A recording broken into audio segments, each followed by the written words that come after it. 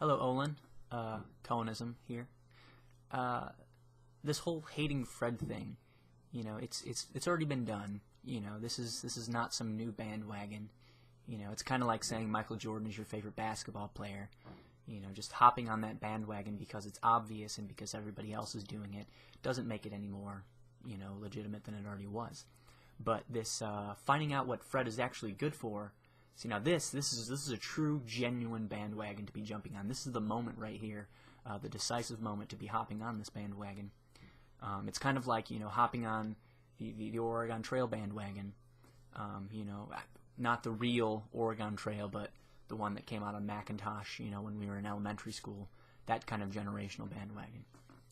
Though I guess technically, if we started up like the real, legit Oregon Trail, covered wagons, going through the actual trail, it could be considered a cool bandwagon again, kind of that retro thing.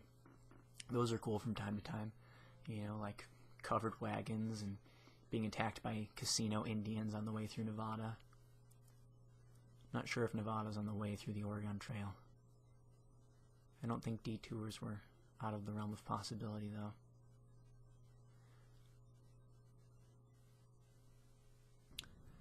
I digress. We're talking about what Fred is actually good for. And you mentioned torture, which, in my totally unprofessional opinion, I feel is completely accurate.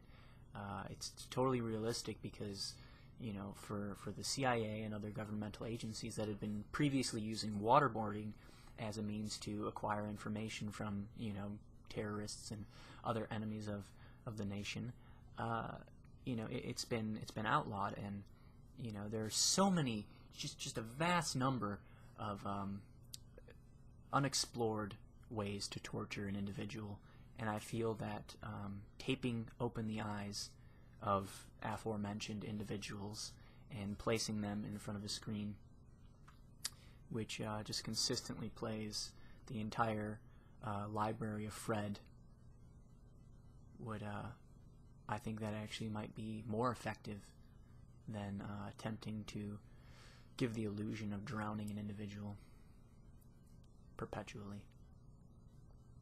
Through my own personal experience of being the thin, pale, unhealthy kid who was always sat on by the fat kids and sprayed in the face with the newest purchased super soaker until I couldn't breathe, I feel that I've already overcome the susceptibility of waterboarding, and it's really not going to affect this generation. There's really a torture generational gap, if you will, and they need to come up with new and creative ways, and I feel that Fred could be the future of torture. One other thing that I personally believe is just an integral part of Fred is crushing the dreams of the YouTube community who believe that creativity and talent are actually something that should be showcased throughout the entire population of just the global internet.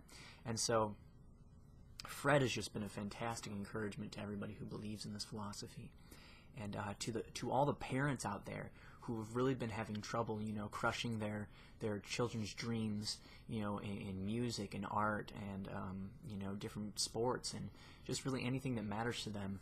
Just bring your child to YouTube and just let them watch all of the Fred videos. And to me, it's always felt as though Fred is kind of this thing in nature, kind of like when a horse mates with a donkey and they create a mule, this infertile abomination that just can no longer create offspring or continue to recreate its own kind.